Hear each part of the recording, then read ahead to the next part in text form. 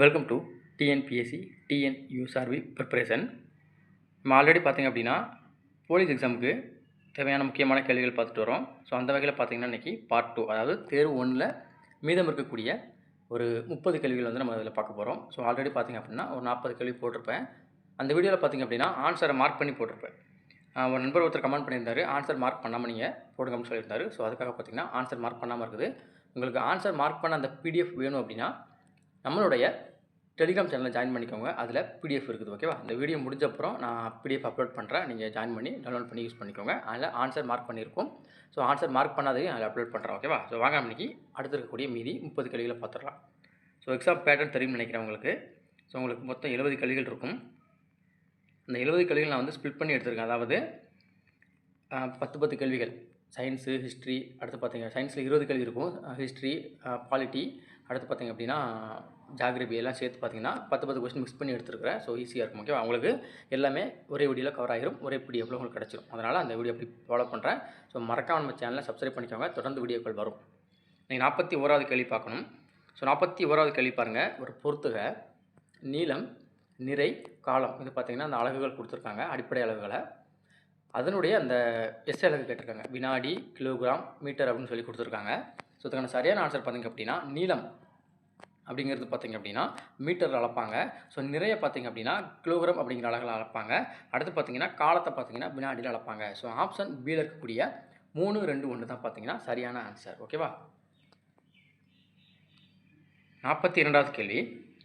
பொருள் ஒன்று அடைத்துக்கொள்ளும் இடத்தின் அளவு எவ்வாறு அழைக்கப்படும்? ஸோ இது எல்லாமே பார்த்திங்கன்னா ஜென்ரல் சயின்ஸ்லேருந்து எடுத்துருக்கிறேன், அதாவது ஸ்கூல் புக்கிலேருந்து எடுத்திருப்பேன். ஓகேவா? எல்லாமே அடுத்து அந்த கொஸ்டின் பார்த்துட்டிங்கன்னா பொருள் ஒன்று அடைத்துக்கொள்ளும் இடத்தின் அளவு எவ்வாறு அழைக்கப்படும்?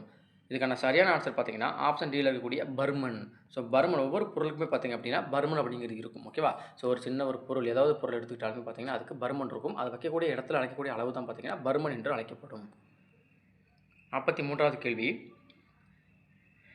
நீரை விட பாதரசம் எத்தனை மடங்கு அடர்த்தி அதிகம்? ஸோ இதுக்கான சரியான ஆன்சர் பார்த்திங்க அப்படின்னா ஆப்ஷன் டியில் இருக்கக்கூடிய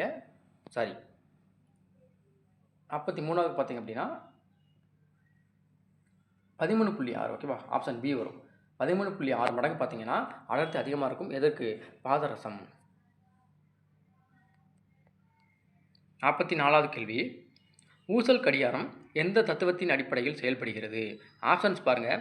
ஹைஜன்ஸ், தனி ஊசல், பாஸ்கல், வெர்னியர். ஸோ இதுக்கான சரியான ஆன்சர் பார்த்திங்க அப்படின்னா ஆப்ஷன் பி, தனி ஊசல். ஸோ தனி ஊசல் தத்துவத்தின் அடிப்படையில் தான் பார்த்திங்கன்னா இந்த ஊசல் கடிகாரம் செயல்படும். நம்ம வந்து நீங்கள் பார்த்துருப்பீங்க, அதாவது கீழே மணி மாதிரி தொங்கும், அது அங்கேயும் ஆடிக்கிட்டு இருக்கும். இல்லை, அதை பெண்டுலம் சொல்லுவாங்களே, அதுதான். ஸோ ஆப்ஷன் பி, தனி ஊசல் என்பது சரியான ஆன்சர். 45வது கேள்வி. ஊசல் கடிகாரத்தின் தத்துவத்தை கண்டறிந்தவர் யார்? ஆப்ஷன்ஸ் பாருங்கள். Archimedes, Galileo, Einstein, Edison. So இதுக்கான சரியான ஆன்சர் பார்த்திங்க அப்படின்னா ஆப்ஷன் பி, கலிலியோ. ஸோ அதாவது தத்துவத்தை பார்த்திங்கன்னா கலிலியோ கண்டுபிடிச்சிருப்பார். ஆனால் தனி ஊசல் அந்த ஊசல் கடிகாரத்தை பார்த்திங்கன்னா கிறிஸ்டியன் ஹைஜன்ஸ் அப்படிங்கிறவர் பார்த்திங்கன்னா கண்டுபிடிச்சிருப்பார். ஓகேவா? தத்துவம் கண்டுபிடிச்சவர் கலிலியோ, ஊசல் கடிகாரத்தை கண்டுபிடிச்சவர் கிறிஸ்டியன் ஹைஜன்ஸ். 47வது கேள்வி. 46.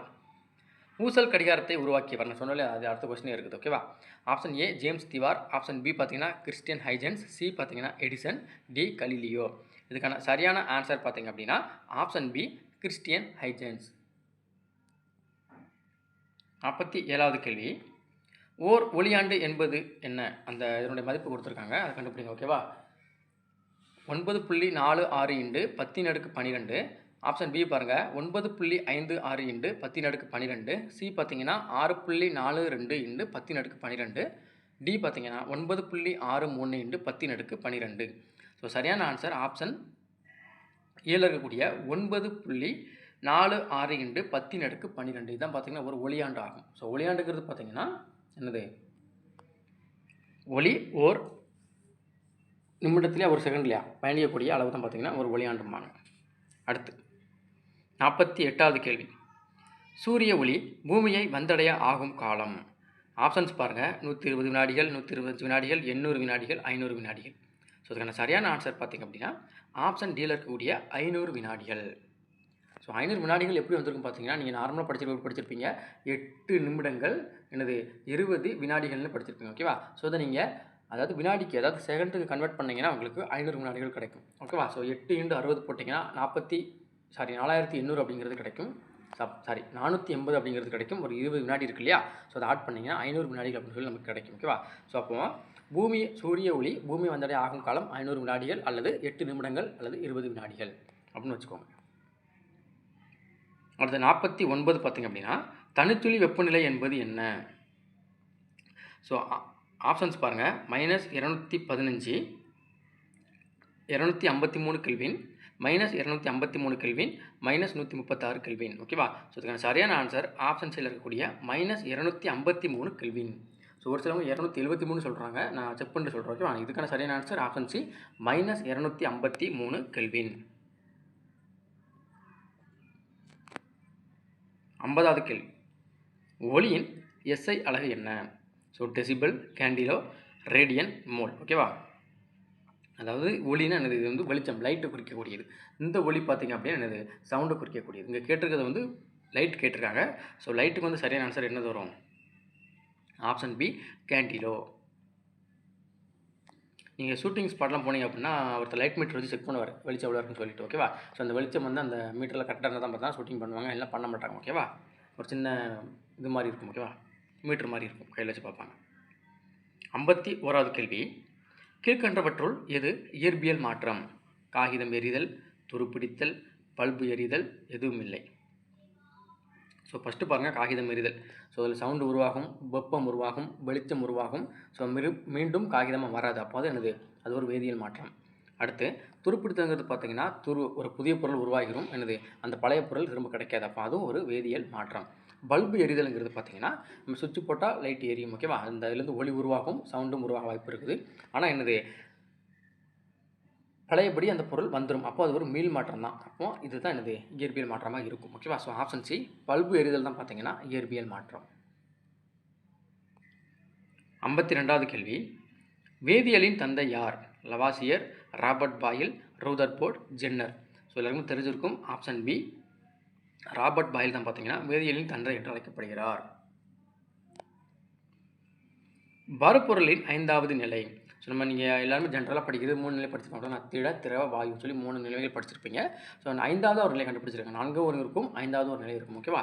ஸோ அதாவது ஆப்ஷன் சியில் இருக்கக்கூடிய போஸ் ஐன்ஸ்டீன் கான்சன்ட்ரேட் அப்படிங்கிறது தான் பார்த்தீங்கன்னா பருப்பொருளின் 5வது நிலை. 54வது கேள்வி. இயற்பியல் மாற்றம் என்பது எத்தகையது? மீளா மாற்றமா, மீள் மாற்றமா, வினை மாற்றமா, எதுவும் இல்லையா? ஸோ ஆப்ஷன் பியில் இருக்கக்கூடிய மீள் மாற்றம் தான் பார்த்தீங்கன்னா இயற்பியல் மாற்றம் இருக்கும். இயற்பியல் மாற்றம் எப்போதுமே பார்த்தீங்கன்னா மீள் மாற்றமாக தான் இருக்கும். அதே மாதிரி மீள் மாற்றம் எல்லாமே இயற்பியல் மாற்றம் அல்ல அப்படின்னு சொல்லி நம்ம படிச்சிருப்பீங்க அப்படின்னா. ஸோ ஆப்ஷன் பி மீள் மாற்றம். 55. காய்கறிகள், பழங்களில் உள்ள வேதிப்பொருள் என்ன? ஸோ அதாவது மேக்ஸிமம் பார்த்தீங்கன்னா எல்லா காய்கறிலையுமே பழங்கள்லையும் பார்த்தீங்கன்னா ஒரு சில வேதிப்பொருட்கள் இருக்குது. ஸோ என்னென்னு கேட்குறாங்க. ஸோ ஆப்ஷன் ஏல இருக்கக்கூடிய பீனாலிக் சேர்மங்கள் இது பார்த்தீங்கன்னா மேக்ஸிமம் எல்லா காய்கறிகளும் இருக்கும். ஓகேவா? ஸோ அதாவது ஒரு ஆப்பிள் பழத்தை எடுத்துக்கோங்க, அதை நீங்கள் வெட்டி வைக்கிறீங்க, கொஞ்ச நேரம் பார்த்தீங்கன்னா அந்த ஒயிட் கலராக இருக்குது எல்லாமே பார்த்தீங்கன்னா ப்ரௌன் கலராக மாறிடும். அதுக்கு காரணம் என்னென்னு பார்த்தீங்கன்னா அதில் உள்ள அந்த பீனாலிக் சேர்மம் தான். ஸோ அந்த பீனாலிக் சேர்மம் நம்ம இயற்கையான காற்றுகளுடன் வினைபுரிந்து அந்த நிறத்தை உருவாக்கும். ஓகேவா?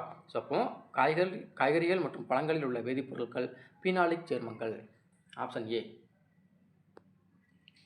அடுத்து திடப்பொருள் வெப்பப்படுத்தும் போது அது திரவ நிலைக்கு மாறாமல் நேரடியாக வாயு நிலைக்கு மாறினால் அதுக்கு பேர் என்னன்னு கேட்குறாங்க. ஆப்ஷன்ஸ் பாருங்கள். திரவமாதல், வாயுவாதல், பதங்கமாதல், உருகுதல். இது ரொம்ப ரொம்ப முக்கியமான கொஸ்டின். நிறைய எக்ஸாமில் கேட்டிருக்காங்க, பிஜி எக்ஸாமில். ஓகேவா? ஸோ அதுக்கான சரியான ஆன்சர் ஆப்ஷன் சியில் இருக்கக்கூடிய பதங்கமாதல். எடுத்துக்காட்டு தெரியல உங்களுக்கு. ஸோ நம்ம வீட்டில் ஏற்றுற கற்பூரம். ஓகேவா? கற்பூரம் வந்து ஒரு திடப்பொருள். அதை நம்ம சூடுபடுத்தும் போது, அதாவது தீ வைக்கும்போது அது வந்து பார்த்திங்கன்னா தண்ணி ஆகாமல் டேரெக்டாக என்னது ஆவியாக போயிடும். ஸோ அதை தான் பார்த்திங்கன்னா பதங்கமாதல்னு சொல்லுவாங்க. அடுத்து 57. நவீன வேதியியலின் தந்தை என்று அழைக்கப்படுபவர் யார்? ஆப்ஷன்ஸ் பாருங்கள். Lavoisier, Robert Boyle, Rutherford, Jenner. ஓகேவா? ஸோ ஆப்ஷன் ஏல இருக்கக்கூடிய லவாசியர் தான் பார்த்திங்க அப்படின்னா நவீன வேதியியலின் தந்தை என்று அழைக்கப்படுகிறார். Option A Lavoisier. 58வது கேள்வி. எல்பிஜி என்பது என்ன? அழுத்தப்பட்ட இயற்கை வாயுவா, திரவ பெட்ரோலிய வாயுவா, தொகுப்பு வாயுவா, நீர் வாயுவா? ஸோ அதுக்கான சரியான ஆன்சர் பார்த்திங்க அப்படின்னா ஆப்ஷன் பி திரவ பெட்ரோலிய வாயு. ஓகேவா?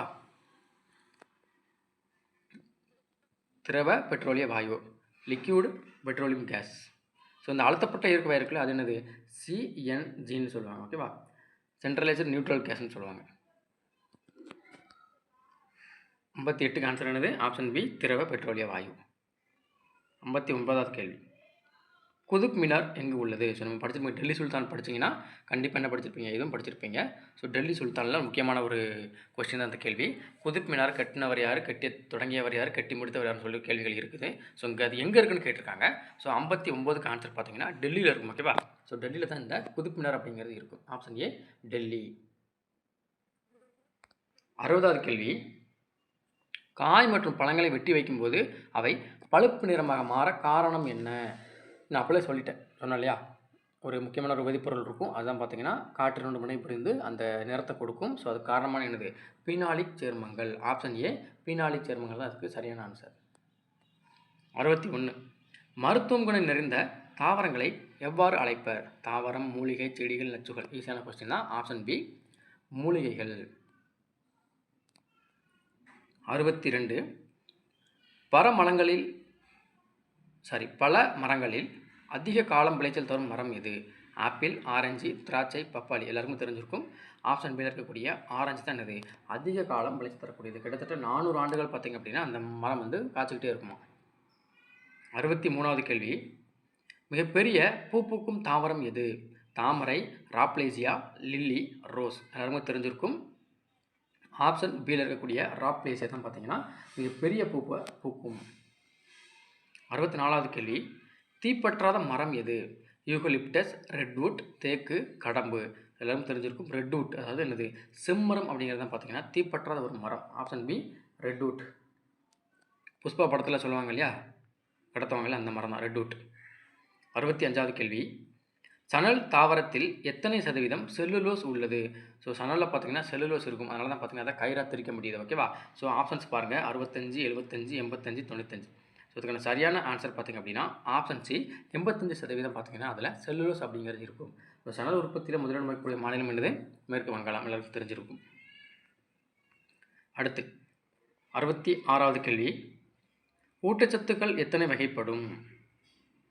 64 ஊட்டச்சத்துக்கள், 66 ஊட்டச்சத்துக்கள் எத்தனை வகைப்படும்? ஆப்ஷன்ஸ் பாருங்கள் 4, 5, 6, 7. ஓகேவா, ஸோ இதுக்கு சரியான ஆன்சர் பார்த்திங்க அப்படின்னா ஆப்ஷன் சி 6 வகைப்படும் ஊட்டச்சத்துக்கள். 67, பாலில் உள்ள நீரின் சதவீதம் என்ன? ஆப்ஷன்ஸ் பாருங்கள் 67%, 77%, 87%, 97%. ஸோ இதுக்கான சரியான ஆன்சர் பார்த்திங்க அப்படின்னா 87%. ஓகேவா, 87% பார்த்திங்கன்னா பாலில் நீர் இருக்கும்.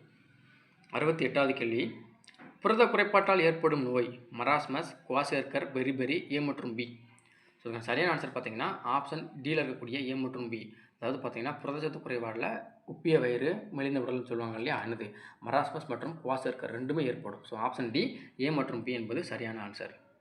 69வது கேள்வி, ஒரு பொறுத்துக்க கொடுத்துருக்காங்க வைட்டமின் ஏ அதனால் வரக்கூடிய நோய். ஓகேவா, அது மாதிரி 4 கொடுத்துருக்குறாங்க. வைட்டமின் ஏ, பி, சிடின்னு கொடுத்துருக்காங்க. இந்த பக்கம் நோய்கள் கொடுத்துருக்காங்க ஸ்கர்வி, மாலைக்கன், பெரிபெரி, அடுத்து பார்த்திங்கன்னா ரிக்கட்ஸ். ஓகே, நம்ம மேட்ச் பண்ணலாமா? ஸோ முதல்ல வைட்டமின் ஏ என்னது மாலைக்கன், நிக்டோலோபியான்னு சொல்லுவாங்க. அங்கே எங்கே இருக்குது 2. ஓகேவா இருக்குது. அடுத்து வைட்டமின் பி என்னது பெரிபெரி 3 இருக்குது, அப்போ 2, 3. வைட்டமின் சி என்னது ஸ்கர்வி, அப்போ 1, 2, 3, 1 இருக்குது. ஆப்ஷன் பியில் இருக்குது, வேறு இருக்குதா? இல்லை. ஓகே, ஆப்ஷன் பி தான் சரியான ஆன்சர் இருக்கும்.